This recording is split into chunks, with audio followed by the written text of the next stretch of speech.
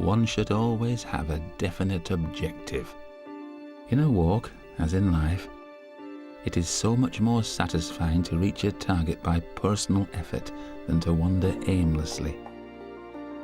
An objective is an ambition, and life without ambition is, well, aimless wandering. The late Alfred Wainwright was a man full of effort and ambition. The much-loved Fell Walker created for us one of the great walking challenges. From West Coast to East Coast, the ambition for me is simple: to walk across the whole of England.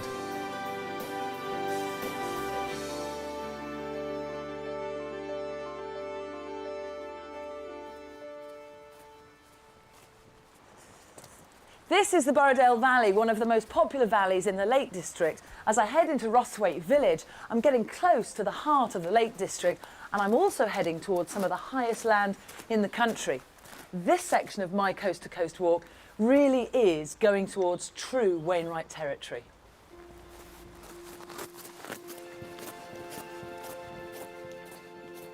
"29 miles in, and walkers on this great route across northern England are well warmed up by now. The delights of Haweswater seem a world away from the beginning of my walk by the Irish Sea. But this quiet village is known as the capital of Borrowdale. Not so surprising when you think that the entire village has less than 500 residents. But make no mistake, even on a wet day, this corner of Cumbria can throng with walkers, all drawn here for the same reason as Alfred Wainwright and myself. There's no doubt in my mind that this would have been one of the most eagerly anticipated sections of the walk for AW. Not only are we reaching the highest point in the entire coast-to-coast walk, but there's tough fell trampling up ahead as well. So his challenge would have been to find the best possible route through the best possible landscape. Fear and excitement combined. Surely there is no other place in this whole wonderful world quite like Lakeland. No other so exquisitely lovely, no other so charming. All who truly love Lakeland are exiles when away from it.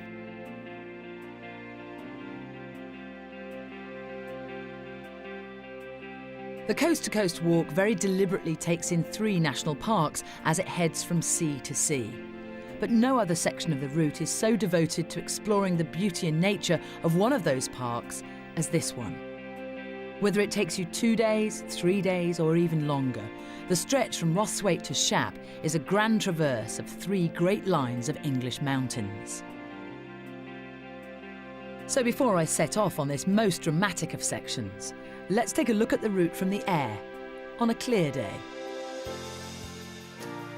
An immediate ridge of high ground forces me almost due south out of Haweswater to find a high-level escape from Borrowdale over Greenup Edge.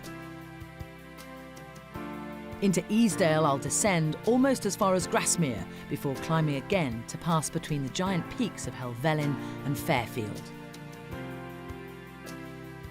Grisdale brings me down to the village of Patterdale at the southern foot of Haweswater. From here, the final Lakeland chapter takes me to the very roof of the coast-to-coast, Kidsty Pike. But with the length of Haweswater and open farmland to come, my goodbye to Lakeland is something of an epic, with the town of Shap being a very welcome sight at the end.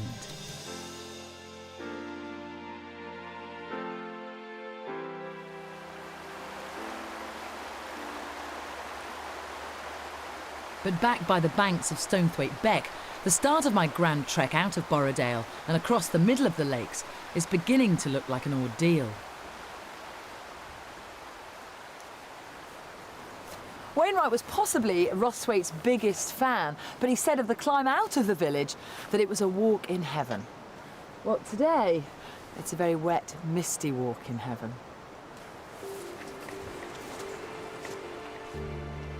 A bit of rain is one thing, but with the route to Grasmere lost in the cloud, and with a film crew to worry about, even the best navigator would be foolhardy to roam the higher ground on a morning like this.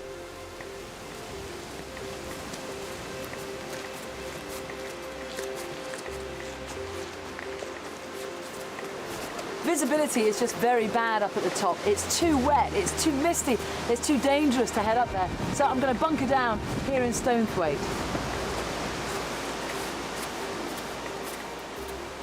Sometimes you just have to accept the inevitable and wait for things to improve. Something that AW was only too happy to do when 20 years ago he invited Eric Robson and a TV crew to join him along his coast-to-coast walk. It's really terrible today. I mean, the clouds just dropping in further and further over there. Impossible day.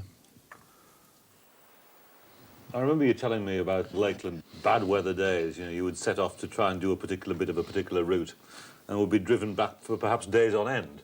Did that happen on the coast-to-coast walk as well? I don't remember that I had any bad days, but of course it was so convenient to hope that I could choose the days I wanted, the good days, and a wet day I wouldn't set off to do anything. So, no, I've no memories of getting soaked through on the coast-to-coast walk.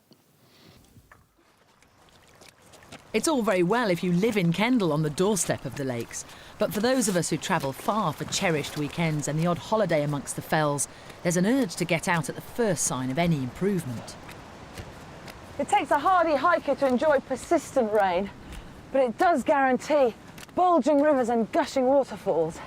Forget my waterproofs today. I should have packed a kayak.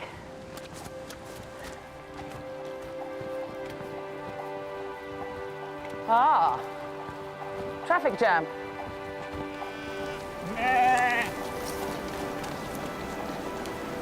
Come on, out the way, out the way.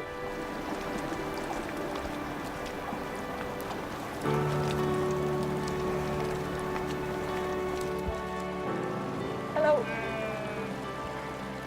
Woo. When planning my coast-to-coast, I opted for September, often regarded as the best month of all for walking in northern England. But little did I know that August would become the wettest in living memory, and September appears to be following a similar course. Lakeland paths are fast turning into streams, and I can only wonder what the Pennine bogs have in store for me in a few days' time.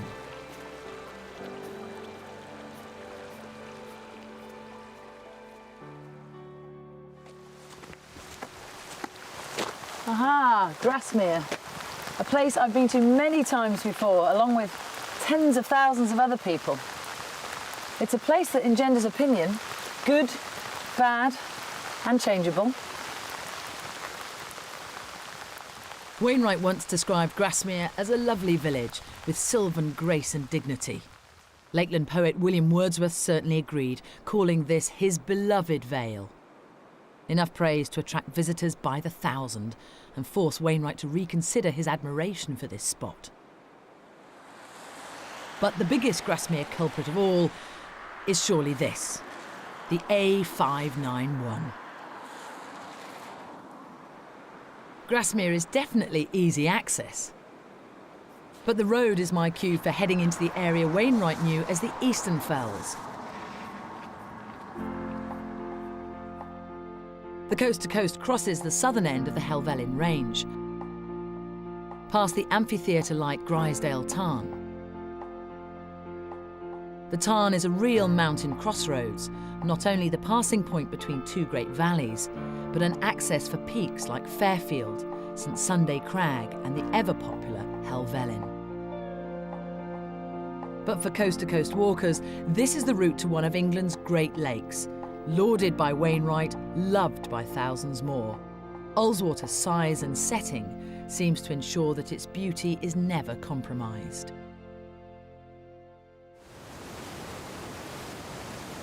But today, the approach to the lake is like a wind tunnel. The last time I was in this vicinity, I was heading in the opposite direction towards the very top of Helvellyn. As I remember, the weather was pretty much the same. Awful.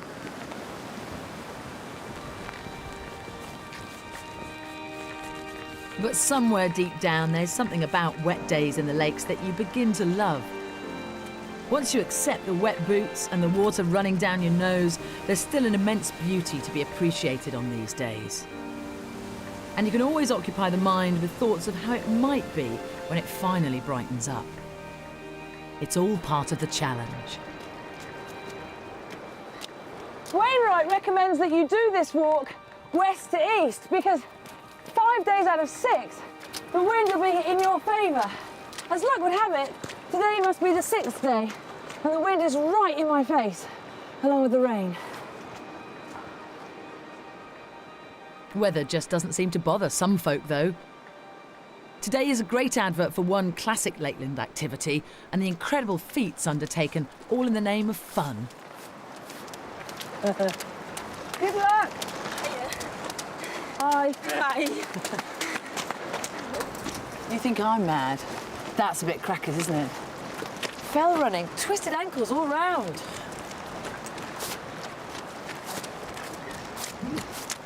Hi. Hi. Good luck. Quite apart from the appalling weather and the risk of broken limbs, the idea of running across the fells is quite contrary to everything Wainwright preached. Taking time to appreciate the surroundings is key. And in Grisdale, I've been on the lookout for one small shelter that has particular significance.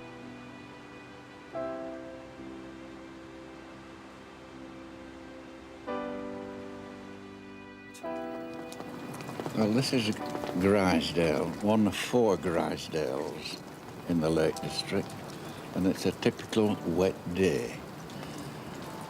The sort of day you must expect if you're walking for a fortnight non-stop.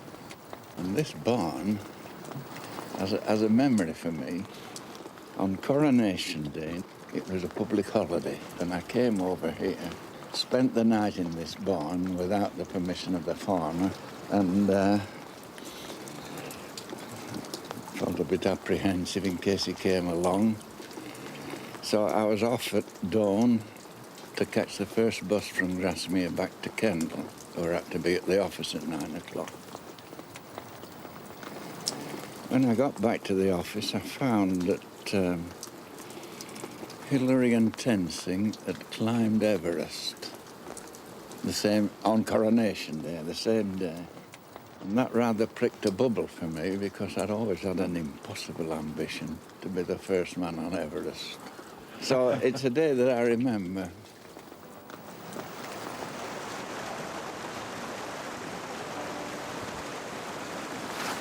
This is the very place. He actually spent the night here. You can't imagine it now. I mean, I know I talk about following in AW's footsteps quite a lot, but I don't think I've ever done it with such precision.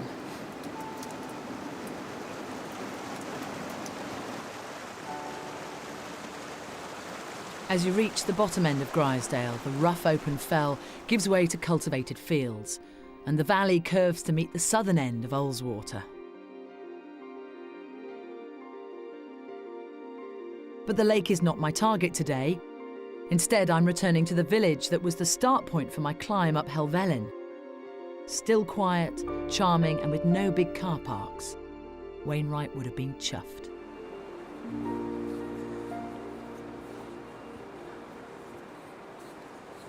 Aha, the sign of a true Lakeland village.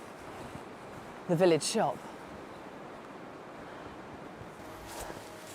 Oh, this is one of those little shops that's got everything in it, isn't it? Look, ice creams, which I don't really fancy today.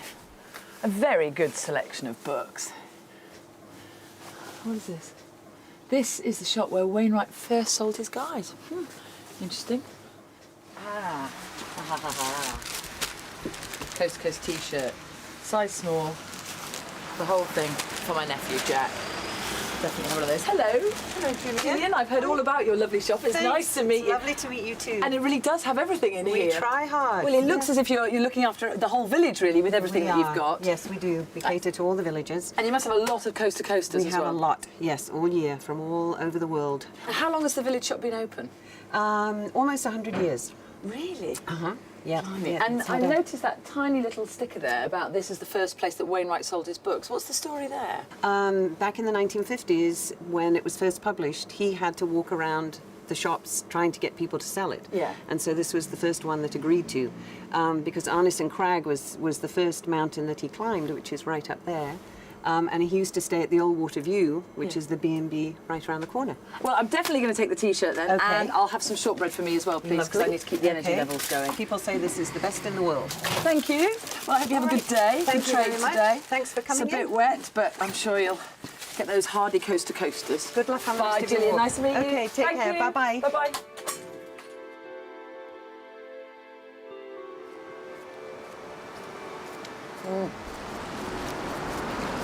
You're right. It's delicious. Well, Patterdale is a great place to get some much-needed rest before my final day's walking in Lakeland. But first I'm off to discover the B&B that was Wainwright's chosen overnight spot. In those days, Old Water View was known as Haweswater View, a name that lasted until local trees made the name less than appropriate. And as fate would have it, the former owner of the B&B is now partnered with the former owner of the village shop. Vanessa and Jeff. Hello, hello, hello. How do you do? Very nice to meet you. Hello, hello. Hi. Now, I've been sent to you from Gillian. She said you are the people to talk to for a little insider knowledge about certain things. Jeff, the village shop, you ran it for how long? 28 years. That's a long time. Along with my wife, yeah, for Right. 28 years, yeah. And how have things changed over all of those years? Because it must have, the village must have changed. Well, yeah, there's been obviously a lot more visitors coming now. The season's 12 months of the year now. Now, you sold the shop. Where did you move to? Next door. Right, so you really cut those strings, didn't you, Jeff? Well, why? Because I love Patterdale. Through and through. Well, I was born and raised in Penrith, which is only, 20 miles away. And when my wife and I first moved up here, I thought, oh, what are we coming to, you know? But the people are absolutely brilliant. Tell me about, I noticed in the shop when I was there just now, I noticed that little sign about Wainwright and his first books being sold there. Yeah. What's that? He actually brought them on one of his walking trips, Yeah. and he asked the then owner, Mr. Dawson, he said, I've just written these books, would you sell them for me? And if you do sell them, next time I come round, I'll bring you some more. you some more. And they sold, From obviously. then, hey, all this. What a great bit of heritage to have well, connecting. Hey, it's something to be proud of. And Vanessa, you've got a connection with this building, haven't you? I certainly have. Yes. Tell me. Well, my mum and her mum, So your grandmother? yeah, ran it for over 30 years. As a B&B? As a B&B, it certainly did. And my mum used to say, oh gosh, you know, we had various writers stay here, but one of them was Wainwright. But what is wonderful, I think is wonderful, is that he came back. He came back to visitors. Right. You know. So he liked it? Yes. He obviously exactly. liked it. Yes, there was something going on there. Maybe it was just the puddings, I don't know. Probably. Did you serve fish and chips? It might have been those. He liked that as well. Yeah, but he used to come back, which is why I've got those books, those visitors' books, with his signature in there. Which Can I have a little look around? Can I just have a quick can. whiz? Okay, I will. Adverts from the 1940s describe the Haweswater View as a commodious house with all modern improvements, wired up with electric light. Ooh. The original name. Lovely old sign as well. Ah, you see, and this is what's interesting. It's always been assumed that Wainwright stayed here on his own. But look, this entry says Mr. and Mrs. A. Wainwright, definitely his writing, and then Peter Wainwright, his son, underneath. And it's dated the 27th of May, 1944. So almost 30 years before the Coast to Coast was published, the normally solitary Wainwright was here on what must have been a very rare trip to the lakes with his first wife, Ruth. And from his bedroom window, A.W. would have been able to plot the first couple of miles of his final Lakeland chapter, a 19-mile monster, starting with a very big climb.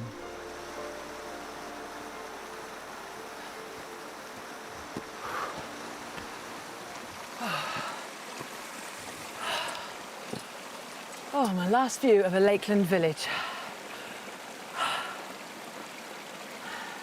No time to dilly-dally though. I've got 18 miles and a 2,500 foot peak to conquer. And not very many beds along the way either.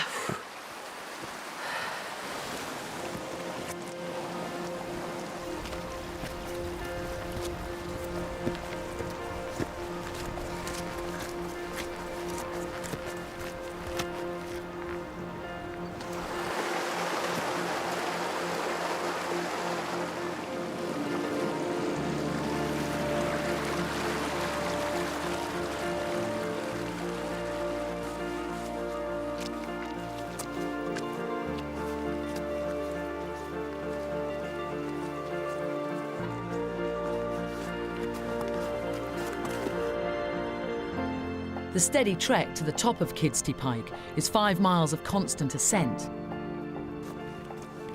Not a bad morning's work, but it's conveniently broken by the very obvious angle tarn. Many tarns appear as plug holes at the bottom of great basins in the hills. Angle tarn, however, occupies a natural shelf and makes for a great platform looking west. I'd love to dazzle you with my knowledge of the Lake District right now, but you can't actually see anything because of the cloud cover. But that's why Wainwright books are so nifty. His little drawings come in very handy at times like this. So I know St Sunday Crag, Nethermost Pike, Helvellyn are all out in front of me. And that's the direction I've just come from as well.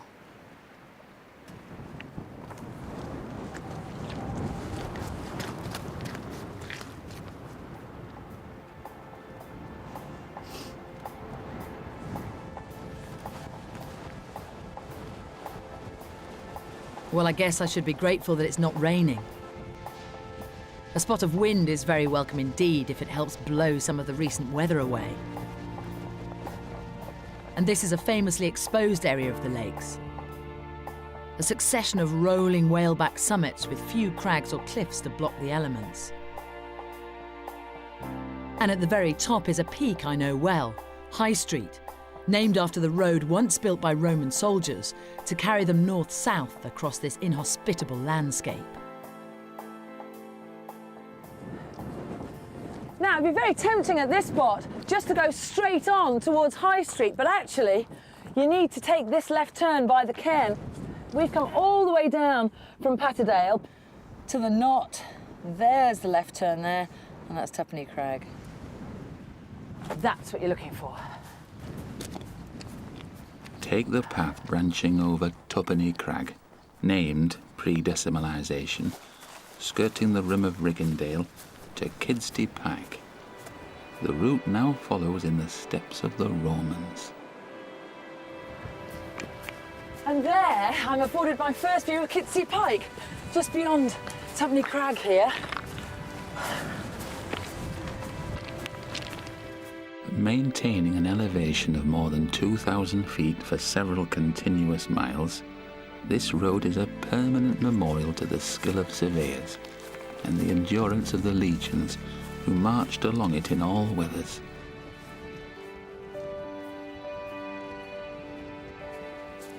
Here we are, the highest point on the coast-to-coast route. I mean, sadly, you can't see either coast from here, even on a clear day, but there is a real sense of satisfaction. Kidsty Pike is a milestone on the journey. The last place to offer a final look at the fells of Lakeland, among which the past few days have been spent. It is a sad farewell, but they have not gone forever. They will await for other visits in the future, and, unlike so much else, they will not change. Say, so long, not goodbye. St Bees is just a gentle buzz in the memory now. But there's still a long way to go. There's Haweswater, and we've got to go beyond that all the way to Shap. The broad grassy slopes off the summit are a rugged alpine environment, offering an ever-increasing view into one of the lake's quieter valleys.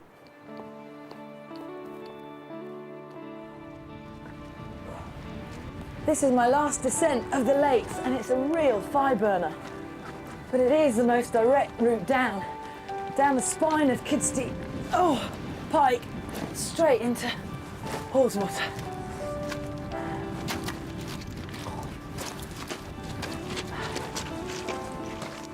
This ridge would have once led me to the old valley of Mardale and into the lands of Riggindale Farm.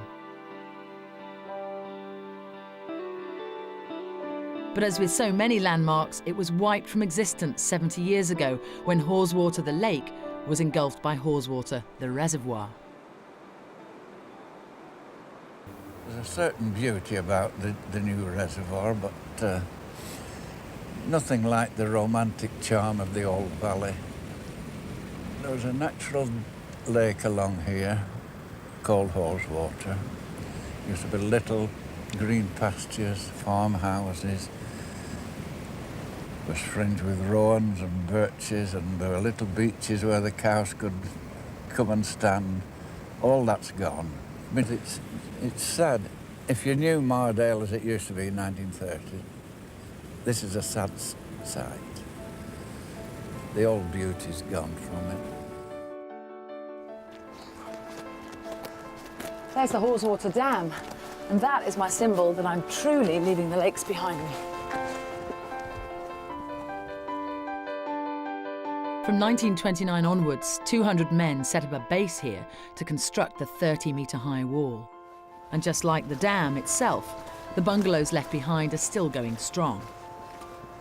Which is more than can be said for my legs. As the light fades on this toughest of sections, you can think back to the climbs, scrambles and the weather of the last few days. Already I can say that I've walked right across the Lake District, from the flatlands of West Cumbria to the rolling farmlands at the edge of the Eden Valley. The town of Shap may be my goal for tonight, but a more evocative sight are the ruins of Shap Abbey, the very last abbey to be founded in England, and also the last to be dismantled by Henry VIII. It's both an entrance to the town and the point at which I leave my first national park. I think this is one of Wainwright's toughest walks. You tend to breathe a sigh of relief as you're heading down Kidsty Pike, but then you've got the length of Haweswater to go and this final push to Shap. And this, for me, is the killer. My feet are sore and my body is emitting a hot, damp heat. I want to sit down. So it's goodbye to the Lake District and goodbye to Wainwright country. Now, some people think that the lakes should be the cherry at the end of the Coast to Coast walk, but personally, I've really enjoyed starting on a high because that excitement is going to fuel me along the rest of my journey.